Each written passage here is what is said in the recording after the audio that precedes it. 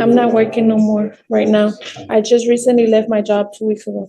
Why? I told you to get a job, not lose a job. What I seem to think is happening is that you're not doing anything but smoking weed and doing nothing. That's not And right. that's not gonna happen. Really? You just left your grandma in the car? Yeah, because I needed to get up here. She was my only way to get here. Is she in a, Does she have a license to drive? Do you even have a license to drive? I don't, sir. Everything we asked you to do, you did the exact opposite. Sir, I was working on it. I just need you to help me with this. Yeah, this hearing is falling apart fast. The second the judge hears she quit her job and has no clear plan, he pivots straight to a drug test. That's because judges look for patterns, not excuses. Unemployment, failed responsibilities, and drug use usually go hand in hand in probation cases. And once she admits THC may show up, you can feel the judge shifting from giving chances to preparing consequences. The problem is, she still doesn't seem to realize how serious this has become. With your life, man. What am I doing with my life? Right now I'm currently barely getting stable at the house. I just recently moved house with my grandparents, but we switched locations from over there Galleria to over here, Aldine, Westville. Still living with your grandparents. Yes, I'm the only one that lives with them. I'm the one that tries to help them out. Okay. How old are they? They are 65 and up. I don't need help. are they ill?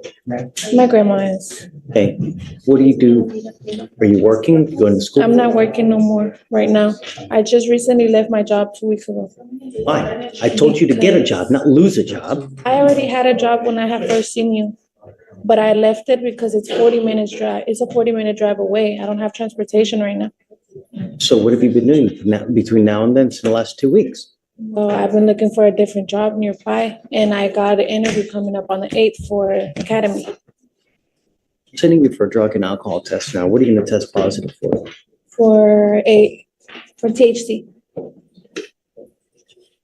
Not going to go well for you, Ms. Castillo. I should be there from the first time that we got arrested. So you haven't smoked since the last time you've been arrested? Judge, I think she's saying it may be something still in her system from when she was here. I don't see the date. I mean, from August? That's what, 60 days? Really? Really? Yes, sir. I'm sending you for a drug and alcohol test right now, Ms. Capetillo. What I seem to think is happening is that you're not doing anything but smoking weed and doing nothing. That's not And right. that's not gonna happen. Really? We'll see. I'm sending you for a drug test now. You must come right back and we'll see what happens. Understood. Thank you, Judge.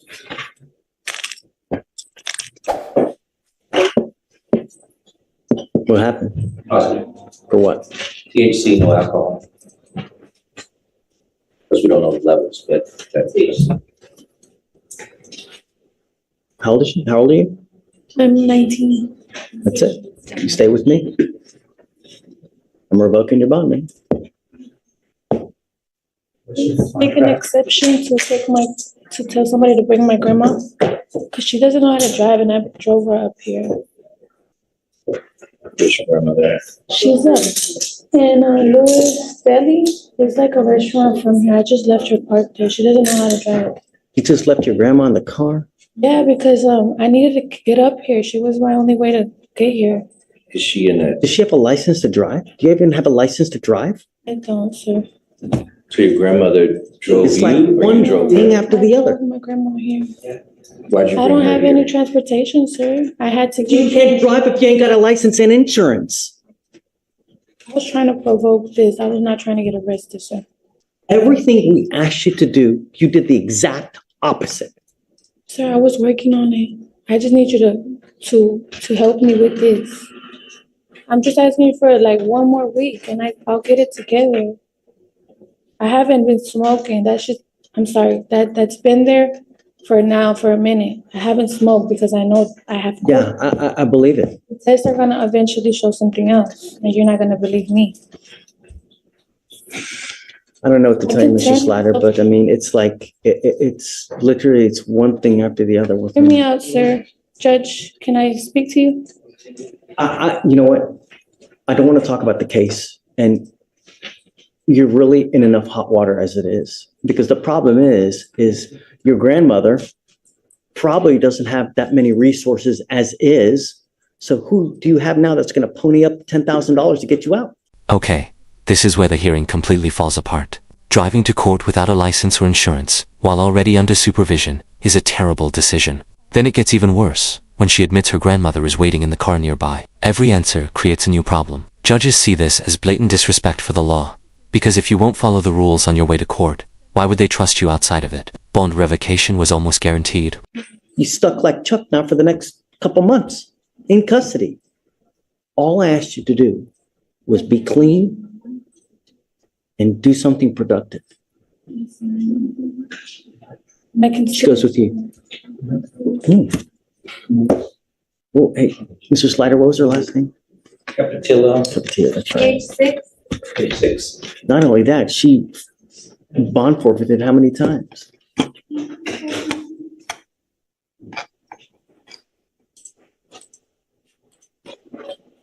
I don't know what to do. I really don't. Try to figure out what our grandmother has to do with.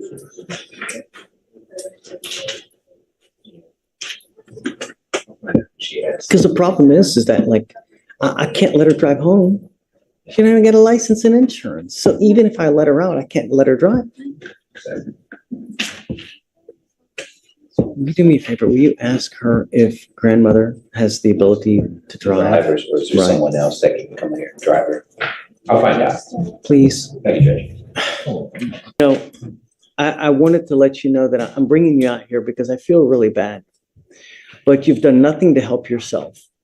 But smoke weed, you're driving without a license, and you continue to violate conditions of this court. You didn't show up like a week or two ago, you know? So it's one thing after the other. We are trying to do everything in our power to get through to you, to try to better yourself and to get to, we truly want the best for you. But at this point in time, you're your own worst enemy. You're doing nothing for us to also help you out. If I let you go now, that's enabling you, telling you it's okay for you to continue to conduct and act like you're doing. Ms. Capatillo, it is not. Me, if I let you out now, it's enabling you, and I refuse to do that. I want you to understand that we mean business. And this is what happens when you don't follow conditions. We mean business. No catch and release here. Good. We'll see you in a couple days, and I really truly hope that you now will appreciate this. Okay, I'm not letting you out. What I want you to understand is that if I let you out, you will get the understanding that it's okay for you to continue to do what you're doing, and it's not. One more thing. I'm not going to let you plead guilty just to get out. You pleading guilty to a theft case will be the absolute worst thing you can do because you will become unemployable. No one will hire you. You will be unable to get an apartment, a loan for anything, to get a car, a house, apartment. You want funding for financial aid for schooling for this, not with a theft conviction. But I want you to understand that we mean business. And I hope that this is the length that we have to go to. All right? Okay, thank you. Whoa, hold on. I need to decide this. One more thing.